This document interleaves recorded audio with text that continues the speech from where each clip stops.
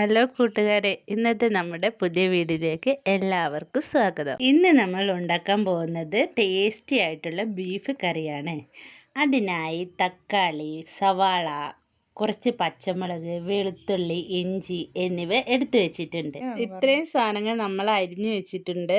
ചൂടായ ചീനച്ചട്ടിയിലേക്ക് വെളിച്ചെണ്ണ ഒഴിച്ച് ചൂടായി വരുമ്പോൾ ഉലുവ മൂപ്പിച്ചെടുക്കാം.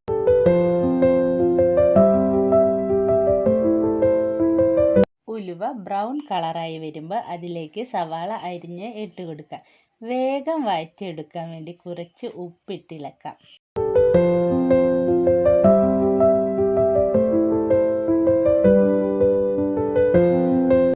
നേരത്തെയുള്ള ഇഞ്ചി വെളുത്തുള്ളിയും പേസ്റ്റ് ഉണ്ടാക്കി വെച്ചിട്ടുണ്ട്.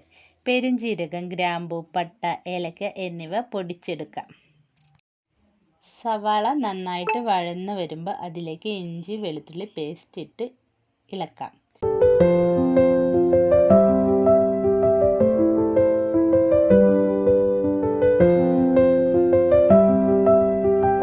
അടുത്തതായി അതിലേക്ക് പച്ചമുളക്, തക്കാളി ഇട്ട് കൊടുക്കാം.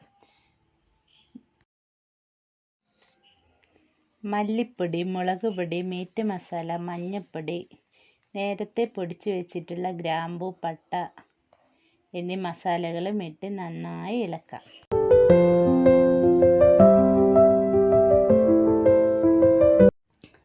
ഒരു കിലോ ബീഫ് നന്നായി കഴുകി വെച്ചത് മസാലക്കൂട്ടിട്ട് നന്നായി ഇളക്കി യോജിപ്പിക്കുക.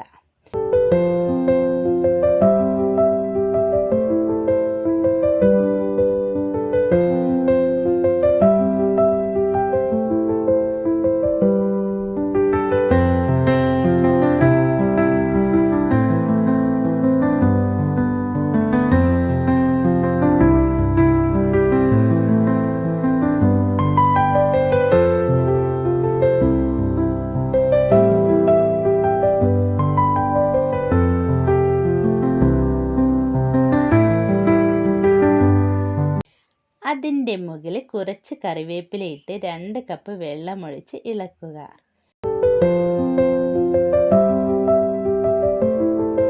നന്നായി അടച്ചു വെച്ച് വേവിക്കുക.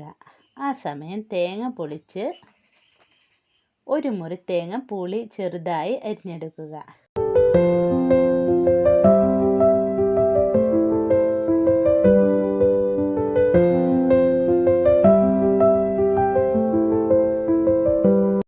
ഇതേപോലെ പാന് നന്നായി ചൂടായി വരുമ്പോൾ വെളിച്ചെണ്ണ ഒഴിച്ച് തേങ്ങാക്കൊത്തിട്ട് നന്നായി മൂപ്പിച്ചെടുക്കുക.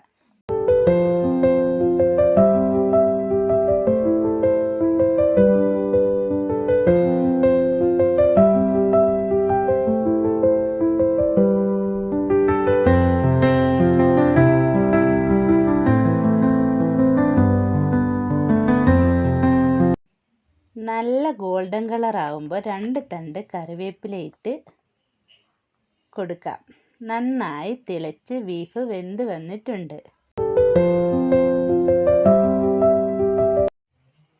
മൂപ്പിച്ചെടുത്ത തേങ്ങാക്കൊത്ത് കറിയിലേക്ക് ഒഴിച്ച് വറവിടാം. ഇത് നന്നായി ഇളക്കി കൊടുത്ത് നമ്മുടെ വളരെ ടേസ്റ്റി ആയിട്ടുള്ള ബീഫ് കറി റെഡി ആയിട്ടുണ്ട്.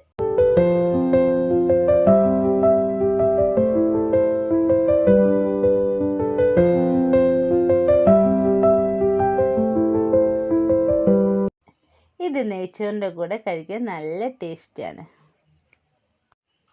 നമ്മുടെ ചാനൽ സബ്സ്ക്രൈബ് ചെയ്യാത്തവർ സബ്സ്ക്രൈബ് ചെയ്യുക. ഈ വീഡിയോ ലൈക്ക് ചെയ്യുക, ഷെയർ ചെയ്യുക. ഇതുപോലുള്ള പുതിയ വീഡിയോകളുമായി ഇനിയും കാണാം. Bye bye.